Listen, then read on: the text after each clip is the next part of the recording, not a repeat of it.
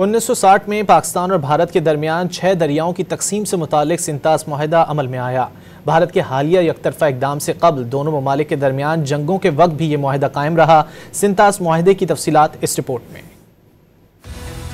भारत और पाकिस्तान के दरमियान बरसों के मुज़ाकरात के बाद आलमी बैंक की सालसी में सिंतास मुआहदा सितंबर 1960 में अमल में आया था। उस वक्त के भारतीय वज़ीर-ए-आज़म जवाहरलाल नेहरू और पाकिस्तान के उस वक्त के सरबराह मुमलिकत जनरल अयूब खान ने कराची में इस मुआहदे पर दस्तखत किए थे। मुआहदे के तहत मशरक़ी दरियाओं यानी रावी, ब्यास और सतलुज का कंट्रोल भारत को दिया गया। मुआहदे के तहत भारत को इन दरियाओं पर मंसूबे बनाने का हक हासिल है, जिन पर पाकिस्तान एतराज नहीं कर सकता। मगरबी दरिया यानी सिंध, झेलम और चनाब पाकिस्तान के हिस्से में आए। मुआहदे के तहत इन दरियाओं के 80% पानी पर पाकिस्तान का हक है। भारत इन दरियाओं के बहते हुए पानी से बिजली तो पैदा कर सकता है, लेकिन इसे पानी जखीरा करने या इसके बहाव को कम करने का हक नहीं है। मगर भारत की नीयत शुरू से ही खराब रही। इसने मगरबी दरियाओं पर भी पन बिजली के मंसूबे बनाने शुरू किए। दोनों मुल्कों के माहिरीन ने सलाल डैम का तनाजा 1978 में हल किया। फिर 2000 की दहाई में बगलिहार डैम का तनाजा सामने आया। भारत ने मकबूजा कश्मीर में दरियाए चनाब पर बगलिहार डैम बनाना शुरू किया।